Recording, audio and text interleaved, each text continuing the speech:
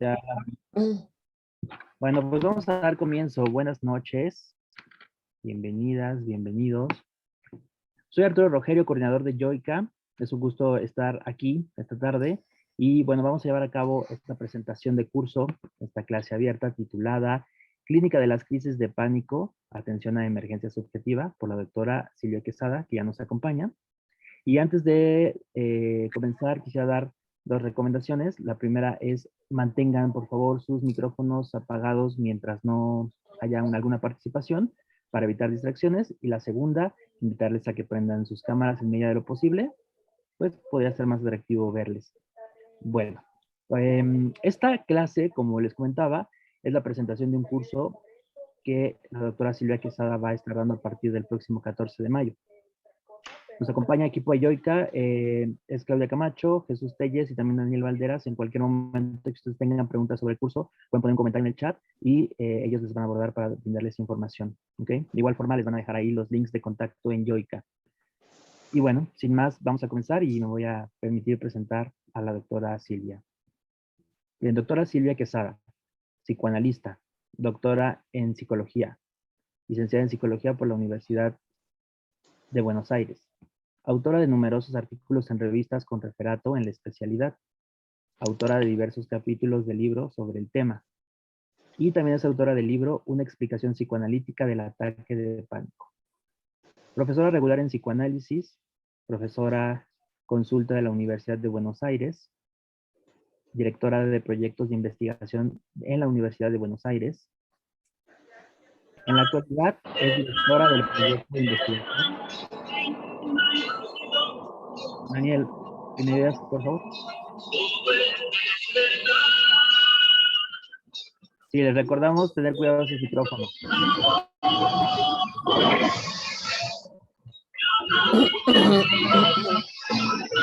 De lo urde.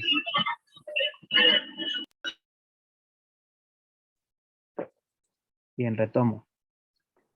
Profesora regular en psicoanálisis, profesora consulta en la Universidad de Buenos Aires, directora de proyectos de investigación en la Universidad de Buenos Aires.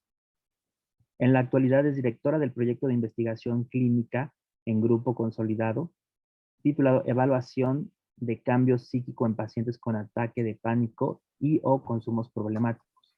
Es un programa de UASID.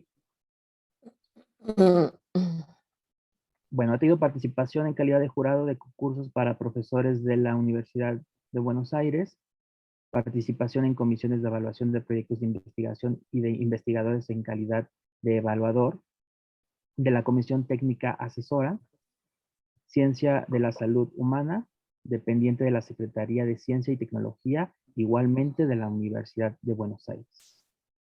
Bueno, sin más, por ahora le doy la bienvenida a la doctora Silvia Quesada. Es un gusto tenerla nuevamente por acá. Ya habíamos encontrado en algunas transmisiones y ahora muy emocionados de este curso. Y bueno, el tiempo es suyo para que podamos conocer. Bueno, muchas gracias Arturo por tu presentación. Buenas noches a todos aquí en Argentina y buenas tardes para los amigos de allá de México. En primer término, quiero agradecer a Yoica, que a través de Alejandro Rodríguez y Arturo Rogerio organizaron este encuentro. ¿Se escucha? Bueno. ¿Se escucha? Porque estoy escuchando voces. Le escuchamos, doctora. Organizaron este encuentro, que a su vez es, como decía Arturo recién, es un anticipo del curso que sobre este tema hemos planificado para el mes de mayo del corriente año. Para este encuentro, entonces, la propuesta que tengo es que podamos compartir algunas ideas respecto del llamado ataque de pánico, y al que yo prefiero denominar crisis de pánico, tal como figura en la invitación a esta clase abierta. Voy a intentar ser breve y concisa para posibilitar que le dediquemos un tiempo al intercambio con ustedes respecto del tema que les voy a presentar. Sé que es un tema muy actual, del que se sabe poco, y que tiene una presencia cada vez mayor en el ámbito de la salud. Para ir ubicándonos entonces en él, en primer lugar diré que la relevancia de diferenciar los términos ataque y crisis, no se sostiene solo en una cuestión semántica, sino que considero que se trata de una diferencia muy importante a realizar en términos epistemológico-clínicos. No tiene el mismo valor ni teórico ni clínico. En primer lugar, en la clínica, el término ataque se inscribe de modo más pertinente en el campo de la medicina. En las ciencias médicas se habla de ataque cardíaco, ataque de epilepsia, etc. Ataque entonces no es solamente algo que ocurre de modo súbito, sino que concierne fundamentalmente al cuerpo de la biología. En cambio, el término crisis nos puede orientar de modo más preciso en torno a la esfera de la subjetividad, de la vida anímica. Indudablemente sin olvidar la dimensión del cuerpo, porque ya sabemos no es posible pensar un cuerpo separado del psiquismo. Pero lo que quiero decir es que no se trata del cuerpo de la anatomía, sino se tratará de localizar al cuerpo que fue abordado por Freud desde el inicio de sus elaboraciones, y que es el cuerpo atravesado por la pulsión. Este es un cuerpo que no es sin el significante, no es un cuerpo sin sujeto. Es un cuerpo que, como él mismo nos dice, se encuentra en el límite entre lo psíquico y lo somático. Tiene indudablemente un estatuto diferente. En términos lacanianos, se tratará del cuerpo del goce. Es indudable que abordando el tema desde el punto de vista descriptivo, tal como lo abordan otros paradigmas teóricos diferentes al psicoanálisis, el término ataque es indudablemente el más pertinente. Describe lo que ocurre en el momento de la emergencia del pánico, solamente sus manifestaciones tanto a nivel somático como cognitivo. En cambio, el término crisis requiere de una articulación más compleja. Efectivamente, una cosa parece ser describir y otra muy diferente es explicar. Entonces, a partir de allí cobra relevancia el aspecto epistemológico de lo que está en juego, en el sentido de lo necesario que es encontrar una explicación de lo que ocurre en estas crisis. O dicho de otro modo, ¿por qué ocurren estas crisis? ¿Cuál es su resorte último? Los diferentes paradigmas que se ocupan del tema, diferentes al psicoanálisis, como son las neurociencias, la psiquiatría, la psicología cognitivo-conductual, se ocupan fundamentalmente de describir lo que se observa en el ataque y no de explicar por qué ocurre. Realizan una exhaustiva descripción o taxonomía de los síntomas, tanto neurovegetativos como cognitivos, concernidos en este síndrome, cuestión que ya había realizado Freud allá por el año 1895, cuando escribió sobre las neurosis actuales y listó los síntomas de las neurosis de angustia. Es decir, mucho antes que saliera la primera versión de los manuales de diagnóstico y tratamiento de los trastornos mentales.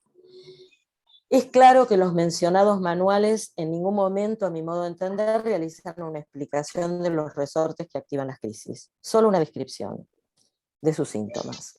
Describen y listan estos síntomas neurovegetativos, hablan de taquicardia, sudoración, mareos, dificultad para tragar. ¿Se escucha bien? Porque escucho como un micrófono, ¿no? Problemas digestivos, etc. Además de los efectos a nivel cognitivo, como son los fenómenos de despersonalización, sensación de irrealidad, etc. Entonces lo necesario, lo indispensable que resultaba diferenciar descripción de explicación, me llevó allá por el año 2009, ocasión en que presenté la tesis de doctorado con este tema, a ocuparme de él. Lo hice desde el campo teórico referencial del psicoanálisis freudiano, por considerar que allí se encuentran los términos, hipótesis, conjeturas que nos permiten arribar a una explicación y no solamente una mera descripción de estas complejas presentaciones. Es indudable que la etiología de estas crisis hay que buscarlas dentro del ámbito de la vida anímica. De eso nadie duda, ni siquiera la medicina. Es por esa razón que me apoyé en la teoría y la clínica psicoanalítica para avanzar en la búsqueda de esta explicación. Toda explicación siempre supone, toda teoría, toda explicación, porque en definitiva es una teoría, supone explicar lo que se observa, es decir, en este caso, el fenómeno clínico, las crisis de pánico, con aquello que no se ve, que no se observa, que son los conceptos, términos, hipótesis, conjeturas, inferencias, de un corpus teórico determinado. Esto quiere decir que para avanzar en una explicación, siempre hay que apoyarse en un campo teórico referencial suficientemente contrastado, como lo es en este caso el psicoanálisis. Eso es, en definitiva, construir una teoría. Mi propuesta y mi objetivo, entonces, fue la de construir una teoría psicoanalítica de las crisis de pánico. Por lo tanto, agradezco la invitación que me hizo Joyka para poder compartir con ustedes estas ideas, no solo desde el punto de vista teórico, sino en una vinculación constante con la clínica de esta presentación, cosa en la que se va a basar absolutamente el curso. Efectivamente, cada vez es más frecuente que se nos presenten en el consultorio, tanto privado como en las instituciones hospitalarias, pacientes que sufren de estas crisis. Y muchas veces nos vemos en la necesidad de poder diferenciar si se trata de una crisis de pánico o se trata de otros afectos puestos en juego, como son la ansiedad o simplemente se trata de una angustia neurótica, ya que es necesario decir que el paciente que nos llega a cualquiera de esas instancias llega con posterioridad a la crisis. Quizás es en la guardia del hospital o sanatorio donde se puede observar desde el punto de vista de los signos clínicos esa diferencia. Es decir, tal vez es allí donde estamos mejor posicionados para hacer un diagnóstico diferencial, por lo menos entre ansiedad y crisis de pánico. Son pacientes que llegan generalmente por el servicio de guardia de las instituciones hospitalarias. El paciente manifiesta no saber qué le ocurre, solo puede hablar de los signos que lo atraviesan, tanto en su cuerpo como en su ánimo. Pero también hablan de ello con cierta perplejidad o ajenidad, como si se tratara de algo exterior a ellos mismos. En este sentido, decimos en psicoanálisis que son presentaciones rebeldes a la transferencia, resistentes a entrar en el discurso analítico. Se nos presentan como algo del orden del desciframiento, no se presentan como algo del orden del desciframiento. El psicoanálisis descifra síntomas construidos en torno a trastornos del deseo y de la pulsión.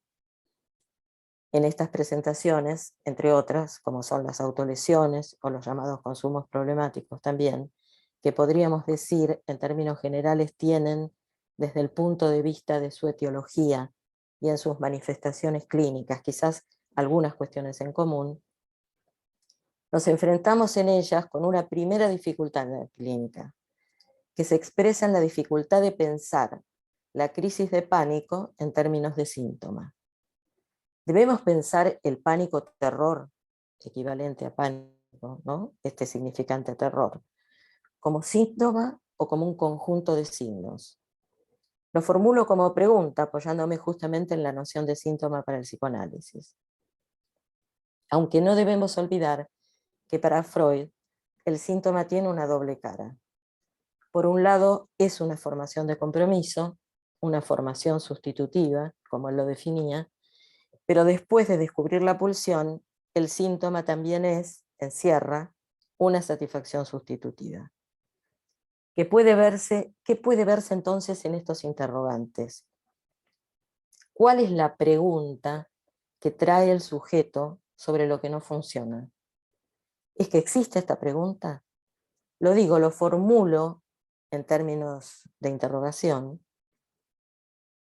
porque ¿qué es lo que sucede a nivel de la subjetividad? ¿Cuál es el estatuto de la subjetividad que está en juego? ¿Se tratará en las crisis de pánico de una demanda de saber sobre el cuerpo, ese cuerpo que se revela, tal como les decía, como extraño y ajeno, al mismo tiempo que profundamente íntimo? Decía entonces que el analista se enfrenta a dificultades en establecer la transferencia. Esto es transformar la demanda imperativa, dígame qué me ocurre, en deseo de saber. Se tratará entonces que se pueda constituir una demanda analítica. Construir, en definitiva, un síntoma analítico. Ese es el primer problema o dificultad clínica al que nos enfrentamos. Todo esto a su vez remite de alguna manera a la dificultad que también evoca este tema, que es la problemática del diagnóstico. Pienso que esta dificultad no es privativa, obviamente, de estas presentaciones, ya que el tema del diagnóstico es un tema complejo y que está a la orden del día en todos los debates actuales y desde siempre en la clínica. En consecuencia, pienso que debemos interrogarnos sobre ello, en tanto psicoanalistas, ya que hay mucho prejuicio y polémica dando vueltas, sobre todo dentro del campo lacaniano. De todos modos, creo que es dable también pensar que afortunadamente esta es una polémica antigua, más de los años 70, y que no tiene ahora tanta actualidad. Hoy en día podemos decir que se diagnostica a diestra y siniestra, se diagnostica bien o mal. Los mismos pacientes lo demandan. Dígame lo que soy, dígame lo que tengo, quieren etiquetas. Por supuesto que es un tema complejo, un diagnóstico puede servir para estigmatizar, como decía Foucault, en tanto todo cálculo, anticipación, previsión en la clínica es puesto en la cuenta de lo que Foucault llama la crueldad, que es un nombre del goce del poder, o podemos pensar que desde ese extremo respecto del diagnóstico a la posición del mismo, en tanto que nos orienta en la clínica, hay un largo trecho. La posición de Lacan respecto de este tema es muy simple. Nos dice claramente que el saber clínico orienta la acción. Freud inició su recorrido con esta lógica, siempre desde la clínica a la teoría, en una sinergia permanente. La clínica le permitía construir teoría, es decir, explicación de la etiología de los síntomas y del padecimiento subjetivo en general, y esa construcción de teoría a su vez impactaba de modo directo en la clínica, es decir, en los tratamientos. Todos sus casos clínicos dan cuenta de ello. Podemos afirmar sin exagerar que no es posible sostenerse en el discurso analítico por fuera de esta lógica. En conclusión, en el plano epistémico y práctico, tenemos necesidad de los diagnósticos, bajo la pena de ser irresponsables si no acudimos a ellos. El abuso es posible, claro, es un abuso a otro nivel, a nivel de la predicación ética. Ética y posición del analista que nos lleva por otros lados, que por supuesto también están en juego. Todo este tema juega un papel fundamental cuando nos proponemos pensar y problematizar la cuestión respecto de estas presentaciones clínicas, como son las crisis de pánico. La psiquiatría las coloca en una misma bolsa, en lo que podríamos denominar como el gran capítulo de los llamados trastornos de ansiedad. Solidario con esta manera de pensarlo, se encuentran dentro de las psicologías, la llamada psicología cognitivo-conductual, como les señalaba precedentemente. Desde el psicoanálisis, si se quiere avanzar en una explicación, es decir, en un entendimiento que supere la mera descripción de estas crisis, deberemos empezar por diferenciar afectos que son absolutamente diversos: ansiedad, angustia y pánico o terror.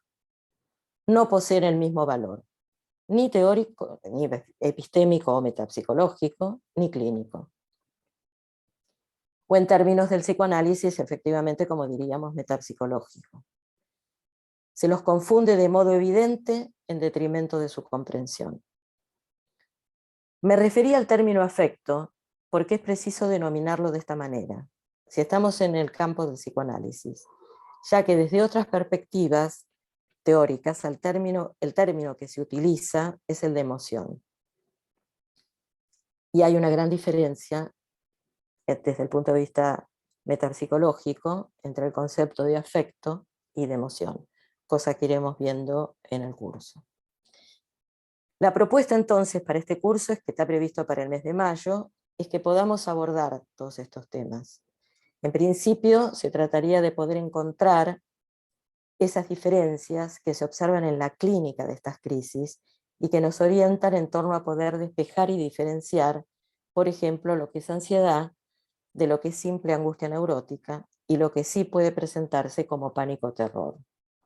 Ya que dentro del psicoanálisis contamos con ese término, terror, que define mucho más precisamente el afecto puesto en juego. Aquí me parece entonces que es bueno recordar la diferencia que hace Freud en su texto Más allá del principio del placer, entre tres afectos que son absolutamente distintos, que son el miedo, la angustia y el terror. Nos dice que en el miedo hay un objeto determinado frente al cual se experimenta. Por ejemplo, si nos enfrentamos a un perro rabioso o cualquier otra situación de la realidad material que puede desencadenar este afecto. La angustia se experimenta frente a un peligro desconocido, aún inconsciente. Y del terror, lo que Freud señala es que se experimenta frente a un peligro para el cual no se está preparado.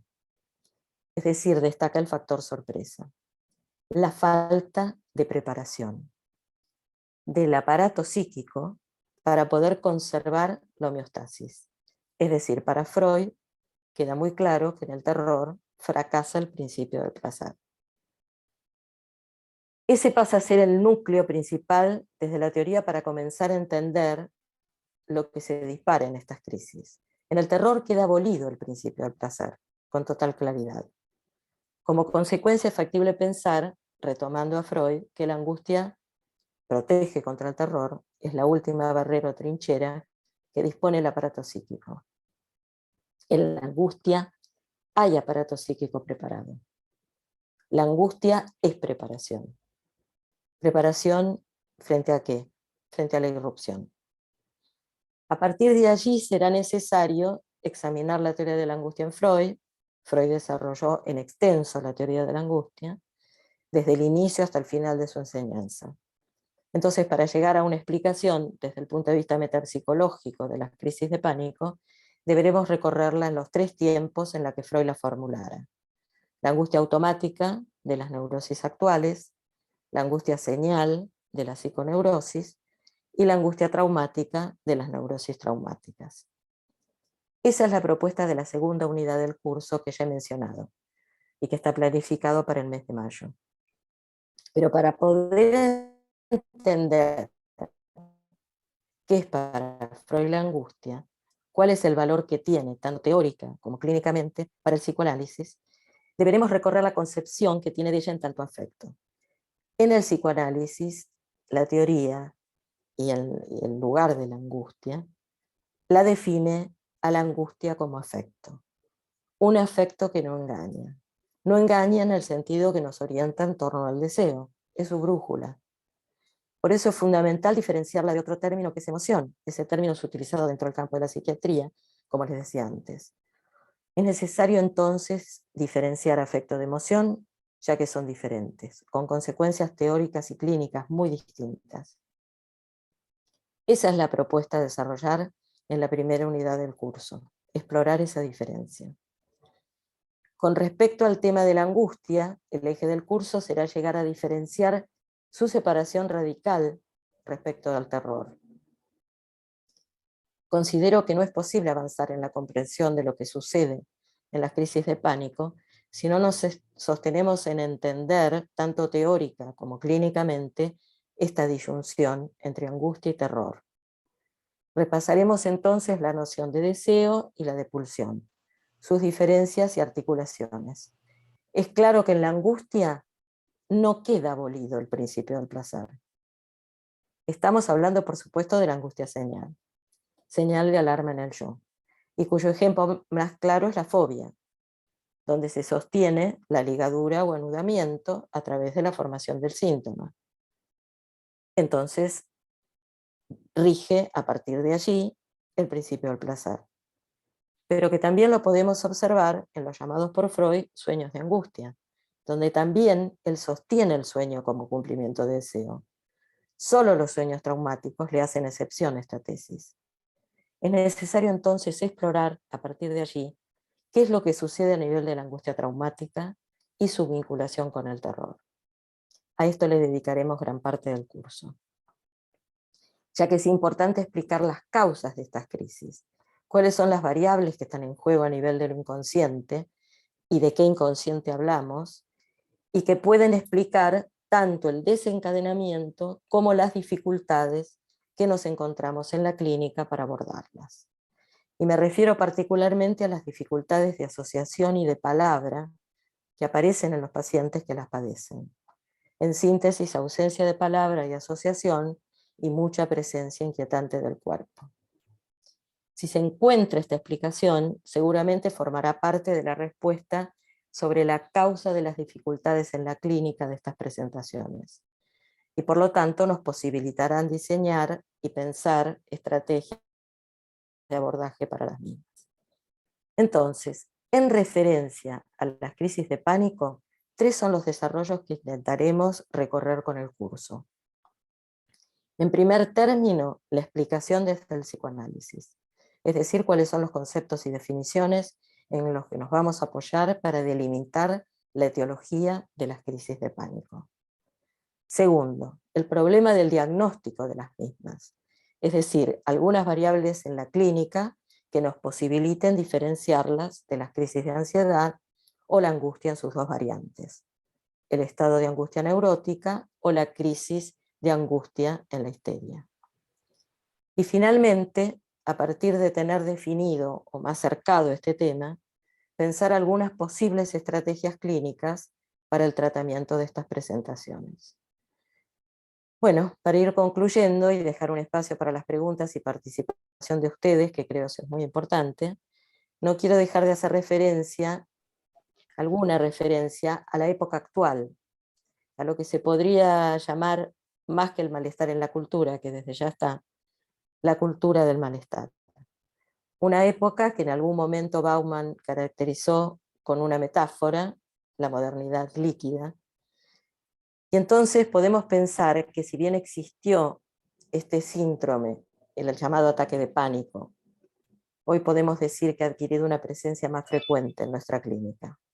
Algo evidentemente debe funcionar como caldo de cultivo para esa indeseada presencia. Freud tiene un término en alemán, Unsicherheit, que requiere al menos de 3 sustantivos para su traducción: desamparo, incertidumbre e inseguridad.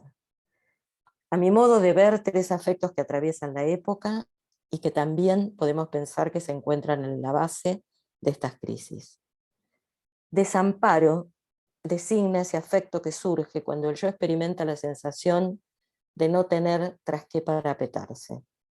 Quedar librado a los poderes del destino, nos dice Freud, refiriéndose al desamparo. Inseguridad, otro significante que hoy también atraviesa la época, más allá de cualquier frontera, es otro afecto que quizás tiene su origen en la pérdida de referentes. Algunos hablan de la caída del nombre del padre. Hoy en día se podría decir que cada uno de nosotros está dispuesto a perder un poco de libertad a cambio de seguridad. Creo que ese es un tema de todos los días. Incertidumbre, otro afecto íntimamente relacionado con el desamparo y la inseguridad. La sensación de falta de control de lo que puede ocurrir en el futuro. En definitiva, por todo lo dicho, creo que para entender lo que ocurre en las crisis de pánico, debemos tener una mirada amplia, no sesgada, y comprenderla en toda su complejidad. Bueno, hasta aquí mi exposición. Y Muchísimas espero gracias. ahora, no, Gracias. Ya. de nada, por favor. Claro, bueno, vamos a pasar a las participaciones del público. Entonces, quien ya tenga alguna pregunta formulada puede ir levantando la mano, pero antes me tomaré un minuto solo para hablar de algunas generalidades del curso. De acuerdo, el curso inicia el día sábado 14 de mayo, es a las 9 horas de México, que para esa fecha serán las 11 horas de Argentina, y la paralela en cualquier lugar del mundo que se encuentre. ¿Ok? La pueden ver desde cualquier lado, tanto en vivo, mediante esta plataforma Zoom, como en grabaciones. También se puede acceder a las grabaciones por si en ese horario no pueden entrar. ¿Ok? Cada sesión son 4 sesiones, aproximadamente 2 horas cada sesión. Y también al finalizar pueden pedir su constancia con Yoica, que es algo que nos preguntan mucho. Bueno, y en esta ocasión también, aparte del acceso al curso, si ustedes se inscriben a él, también tendrán acceso a una actividad clínica que es con la que cerraremos. Esta actividad se llevará a cabo el día 24 de junio. Es a las 18 horas. Ujú. Y es una presentación de casos que serán también de la temática, ¿cierto, Silvia? Exacto, Sí, exacto. sí. Gracias. Entonces, bueno, esto va a ser una sesión completamente clínica. Van a ser presentaciones que Silvia Quesada nos va a presentar de su clínica. Ella va a presentar los casos, obviamente los ejes o las directrices clínicas, y será como tal eso, una presentación de caso. Esta actividad por fuera se pueden inscribir y también tendrá un arancel, un costo, pero si se inscriben al curso ya va incluida en él, ¿ok? O sea, es lo que quisiera decir. Y bueno, por último, el curso tiene diferentes precios dependiendo de la fecha en la que ustedes se inscriban. Puede costar hasta 1,800 pesos, pero si hacen su inscripción solo el día de hoy y mencionan que estuvieron en esta presentación, hoy y mañana miércoles, tendrán un 50% de descuento y será el equivalente a 900 pesos mexicanos. Esto es aproximadamente $45 para quien nos de fuera de México. Y si están en Argentina, díganos que están en Argentina porque hay que hacer ahí otro ajuste y les decimos la cantidad para Argentina. Entonces, esto es algo especial que queremos ofrecerles por estar aquí, por acompañarnos en esta presentación. Si la ven en grabación, también aplica, nada más avísenos. Y bueno, eso es pues esta pequeña intervención que yo quería hacer. Bueno, vamos a ver si hay preguntas. Por favor, si alguien tiene, pues levante la mano de lo que nos ha compartido la doctora Silvia, o simplemente prende su micrófono y puede platicar. ¿Ok? En lo que alguien levanta la mano, aquí abajo Daniel en el chat nos acaba de dejar un PDF. Por favor, bájenlo, viene el programa, viene el argumento, viene más información sobre la doctora Silvia, viene incluso datos bibliográficos. Les invitamos a que lo bajen y también ahí trae enlaces para que nos contacten y demás. ¿Ok? Bueno, al final nos vamos a quedar para resolver preguntas sobre cómo inscribirse, sobre costos, pero si ahorita tienen preguntas directas hacia Silvia, eh, hacia la doctora Silvia, por favor avísenos. Y si no, desde ya, también por favor, Claudia, Daniel, ayúdenos contactando a quien pregunta por precios y demás. Pero creo que sí, Dice, ajá, tenemos perdón. unos minutos, perdón, Arturo. Sí. No, decía que tenemos unos minutos para aprovechar si hay alguna pregunta que puede ser sobre lo que yo expuse o en general sobre el tema de las crisis de pánico, alguna cuestión que les interese particularmente, por supuesto que estoy dispuesta a responderla. Gracias. Bueno, hay una mano ya levantada, pero no está configurado el nombre. Entonces, adelante. ¿Ya la bajó? La Bueno. bajo, la Hola, bajo. me llamo Jesús, yo levanté la mano Ah, y me encantó mucho la clase del día de hoy. Tengo una duda que es muy reciente, más que nada a la época, ya que se habla mucho también, bueno, sobre la despersonalización y la creación de angustia. Para la crisis me Exacto. gustaría saber qué ¿Qué relación querés? tiene la despersonalización con las crisis de pánico. Gracias. Eh, Bueno, tu pregunta alude, yo no sé si lo mencioné, pero efectivamente en el listado de síntomas, pero además en la evidencia clínica, que es más importante aún que los síntomas que listan los manuales, efectivamente la crisis de pánico a nivel cognitivo conllevan esto, el fenómeno de despersonalización, sensación de irrealidad, bueno, temor a morir, además digo de los síntomas somáticos neurovegetativos, están estos síntomas cognitivos siempre presentes en las crisis. Es más, como veremos más adelante en el curso y desde ya en la presentación clínica, es un elemento importante para hacer diagnóstico diferencial. La presencia o no de concurrir a un servicio a la guardia, a sentir el temor a morir, etc. Y esta sensación de irrealidad que conlleva, que no se da tanto en las crisis de ansiedad, por ejemplo. Esto como anticipo a un posible tratamiento del tema diagnóstico.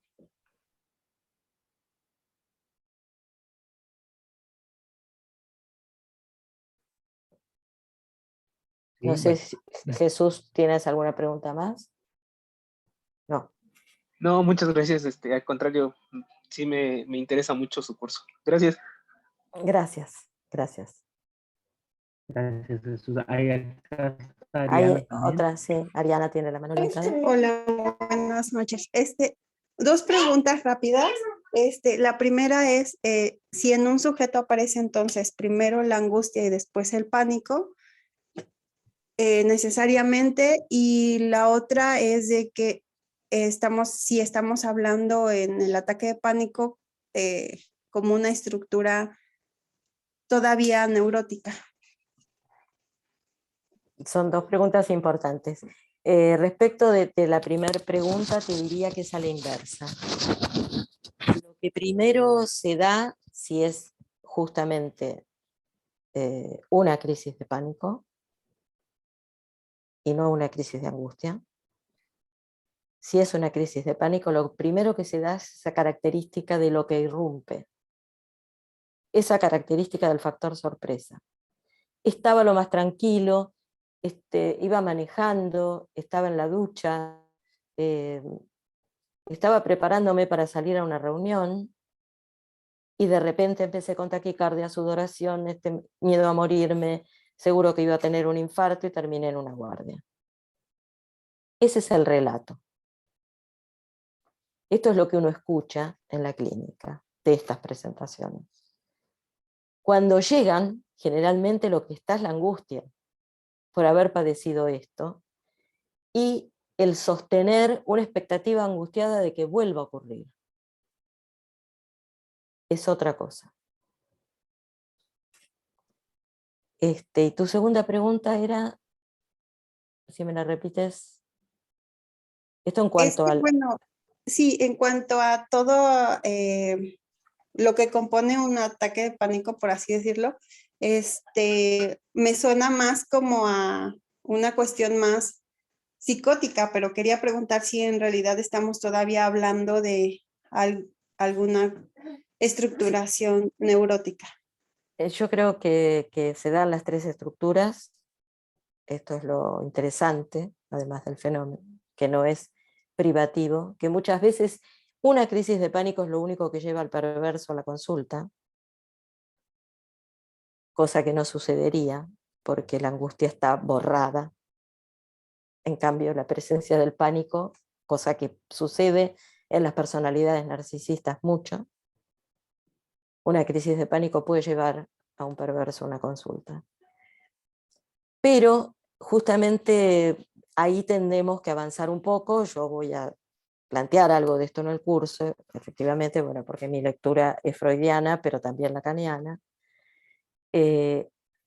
Hay que apelar necesariamente a algunos de los avances que Lacan, digamos, de los post-freudianos, en particular Lacan, realizó en torno a su última enseñanza, sobre todo, ¿no? Y el valor que tiene el cuerpo particular, digamos, en cuanto a su anudamiento, las tres consistencias. No podemos pensar al cuerpo solo en una dimensión, lo tenemos que pensar en relación a lo imaginario, lo simbólico y lo real. Y lo que se pone en juego allí, tanto a nivel del cuerpo como a nivel de la subjetividad, porque no es, como yo decía antes, es imposible separarlos porque están anudados. Algo en el instante del terror. Yo que cambié la foto de perfil. Y me dice, Como, ¿qué pedo? ¿Por qué quitaste la foto? como muchas otras cosas, bueno, tiene que ver con el espejo, tiene que ver con la foto del perfil. Mucho el desencadenamiento de ciertas esa sensación de despersonalización uno la puede ver totalmente con la caída del espejo, o sea, la caída de esa imagen completa, esa imagen que es lo que refieren los pacientes que sufren de estas crisis. O sea, es un cuerpo desmembrado, no con el sentido de la fragmentación de la histeria, es otra cosa. Es un cuerpo que se revela desde lo real, digo, la taquicardia, la sudoración, nos pone en presencia de ese cuerpo, ¿no? Creo que es un tema desde ya muy interesante, pero te contestaría eso, que en las 3 estructuras clínicas se puede verificar, que de hecho se da, y que no sería tan taxativa en encuadrarla en una. Eso es lo interesante, porque se pueden pensar muy bien desde el nudo. Y la temporalidad del inconsciente, que es otra, porque algo se puede desanudar y después anudar.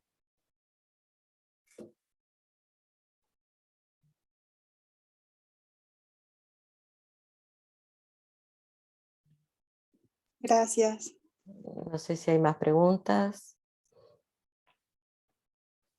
Bueno, si alguien se llama a participar todavía acá por cámara o por voz, A ver adelante. si hay algún, Chat.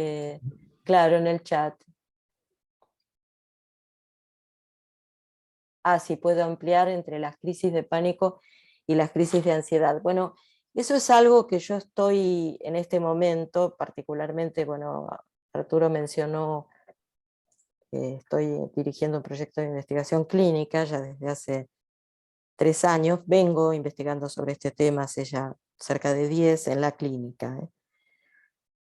Y bueno, en el último tiempo, justamente de este proyecto, hemos estado viendo cómo podemos pensar esa diferencia, ¿no? Yo creo que del listado de síntomas que son patognomónicos, digo para un primer abordaje, ¿no? Para poder verlo, después seguramente es mucho más complejo en la clínica, pero un primer abordaje nos permitiría pensar que de esos 4, vieron que el DSM-5 habla de, bueno, lista una cantidad de síntomas que ya lo viene listando desde el principio, en torno a los trastornos de ansiedad, y menciona que con respecto a las crisis de pánico puntualmente se tienen que dar 4 de 13 síntomas. Pero no menciona algo que me parece muy importante y que nos puede servir de diagnóstico diferencial, efectivamente. Porque en las crisis de ansiedad hay taquicardia, hay sudoración, puede haber trastornos digestivos, desde ya los hay mareos, sí, los mismos síntomas que hay en el pánico. ¿Qué pensar, digamos, en la clínica que nos podría permitir pensar en algo diferente? Y bueno, una de las cuestiones que estamos explorando, por supuesto no es conclusiva, pero el haber concurrido a un servicio de guardia más de una vez, el tener la certeza de estar sufriendo un ataque cardíaco, y eso unido al fenómeno de despersonalización, llamado fenómeno de despersonalización por la psicología, sensación de irrealidad, podríamos pensar que esto es una pista para poder diferenciar ansiedad de pánico. Angustia de pánico me parece que está absolutamente diferenciada dentro del psicoanálisis mismo. Son diferentes y queda muy claro también desde la teoría, desde la explicación, desde la clínica desde ya y desde la teoría, por qué son distintas. Una protege y en el pánico fracasa la protección. El pánico sucede porque fracasó la angustia.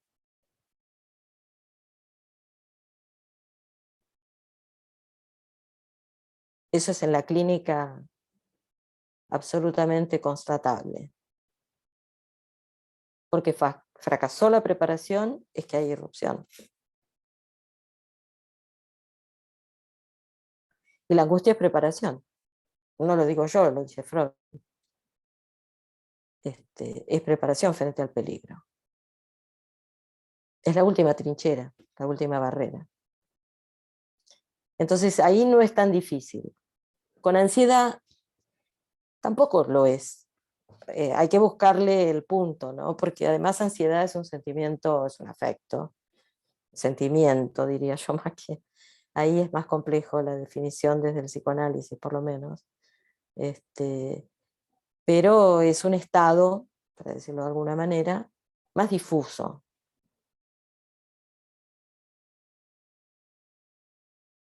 Freud en algún momento habla de eso, ¿no? Como un estado más difuso, de presentarse ansioso. La ansiedad que está a la orden, también en este momento está a la orden del día, ¿no? Completamente todo el mundo habla de esto, porque además son épocas que, que fomentan y que construyen mucha ansiedad.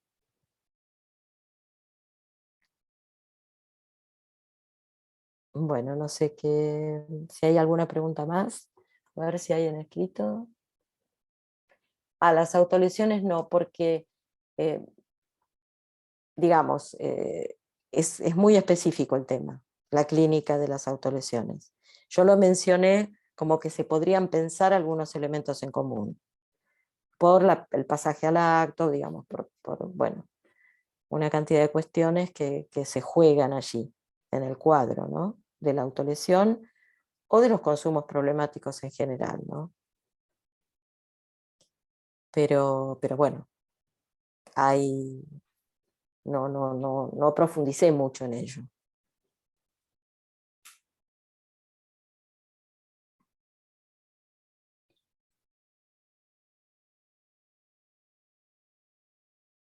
No sé si hay alguna pregunta más. Pregunta Tania sobre la incertidumbre e inseguridad. ¿Algo relacionado? Bueno, yo mencioné que a mí me interesó particularmente indagar esto porque creo que, como lo dije, ¿no? Son afectos que están muy presentes en la época: desamparo, incertidumbre, inseguridad, y muy presentes en estas presentaciones complejas que son las crisis de pánico. Creo que también en las otras dos, que son un poco primas hermanas, ¿no? Es decir, hay ahí una caída del otro, hay muchas cosas para pensar. Creo efectivamente bueno, que esos tres afectos eh, hay que darles como, bueno, por supuesto, profundidad y pensarlo más. Pero Freud habló del desamparo también muy inicialmente. Y habló del desamparo cuando habló de la angustia traumática, cuando habló del terror.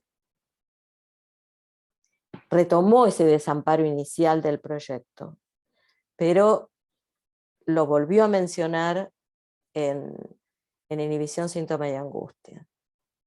Lo vuelve a mencionar y lo vuelve a traer como una condición de la falla de la protección antiestímulo. Bueno, pero lo vuelve a mencionar justamente como el desamparo, ¿no? El sentirse a merced de los poderes del destino.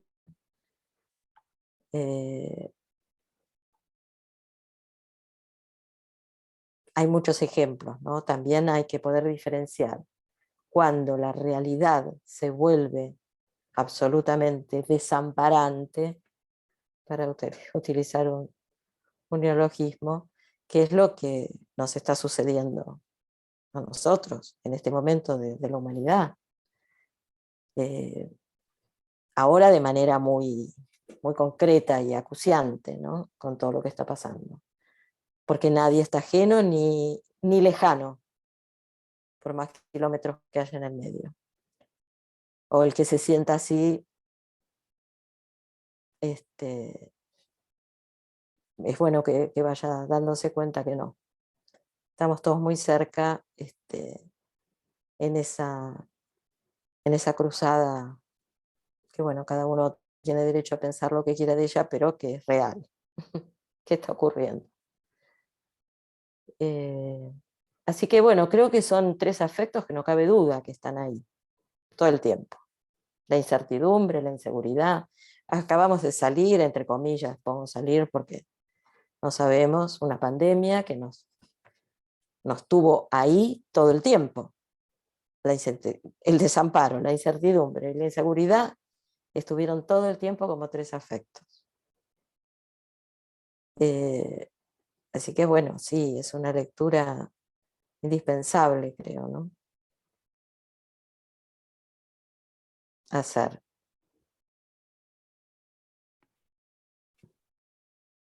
Ok, pues bueno, Silvia, si alguien más no tiene algo que decir acá por vos, solo parecido, creo que podemos ir cerrando. Bueno, ¿Sí? bueno.